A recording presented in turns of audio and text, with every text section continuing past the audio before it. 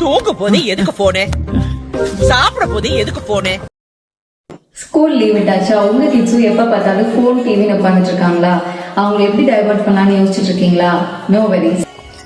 பசங்களை என்கேஜாக வச்சுக்கிறதுக்கு நாங்கள் கொண்டு வந்திருக்கிற ப்ராடக்ட் தான் இந்த 3D பிரிண்டட் கலரிங் கிட்.